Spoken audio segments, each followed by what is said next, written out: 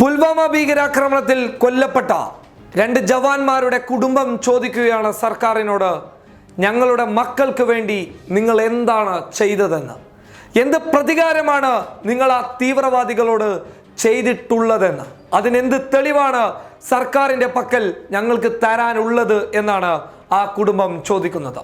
CRPF ജവാന്മാരായ Shamly സ്വദേശി പ്രദീപ് കുമാറിൻ്റെയും മണിപ്പൂരി സ്വദേശിയായ രാം വക്കീലിൻ്റെയും കുടുംബമാണ് മാധ്യമങ്ങളോട് തുറന്നു ചോദിച്ചത് ഈ സർക്കാർ ഞങ്ങൾക്ക് വേണ്ടി എന്ത് ചെയ്തു എന്ന്. അതീവ ഖേദകരമെന്ന് പറയട്ടെ, അതിലെ രാം രക്ഷ എന്ന് പറയുന്ന, അതായത് രാം വക്കീലിൻ്റെ സഹോദരി രാം രക്ഷ NDTVയോട് പറയുന്നു, ഞങ്ങൾ പുൽവാമയിൽ പല മൃതദേഹങ്ങളെയും കാണാനിടയായി. പലർക്കും കൈകാലുകൾ നഷ്ടപ്പെട്ടിരുന്നു. അതീവ ഗുരുതരാവസ്ഥയിലുണ്ടായിരുന്ന ഒരുപാട് മൃതദേഹങ്ങൾ, ജീവന് വേണ്ടി കെഞ്ചുന്ന അവസരങ്ങളെപ്പോലും കാണാനിടയായിട്ടുണ്ട്, മാധ്യമങ്ങളിലൂടെയും അല്ലാതെയും. പക്ഷേ നിങ്ങൾ എന്താണ് അവർക്ക് വേണ്ടി തിരിച്ചു ചെയ്തിട്ടുള്ളത് എന്നാണ് ആ സഹോദരി ചോദിച്ചിട്ടുള്ളത്. കണക്കുകളൊക്കെ വ്യാജമാണെന്നാണ് ഞങ്ങൾക്ക് ലഭിക്കുന്ന റിപ്പോർട്ടുകൾ.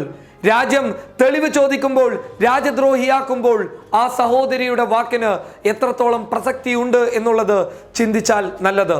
രാജ്യത്തിനോട് കണക്ക് ചോദിക്കുന്നവരെയൊക്കെ രാജ്യദ്രോഹികളാക്കി ചിത്രീകരിക്കപ്പെടുമ്പോൾ ഈ സഹോദരിയെയും രാജ്യദ്രോഹിയാക്കുമോ എന്നുള്ളതാണ് ഇനി നമ്മൾ നോക്കിക്കാണേണ്ടത്. അതോടൊപ്പം പ്രദീപ് കുമാറിന്റെ അമ്മ ചോദിക്കുന്നു, സുലേലത ചോദിക്കുന്നു, എൻ്റെ മകന് വേണ്ടി ഈ രാജ്യം എന്താണ് ചെയ്തിട്ടുള്ളത് എന്ന്. എൻ്റെ മകൻ ഈ രാജ്യത്തിന് വേണ്ടി ജീവിച്ചവനല്ലേ?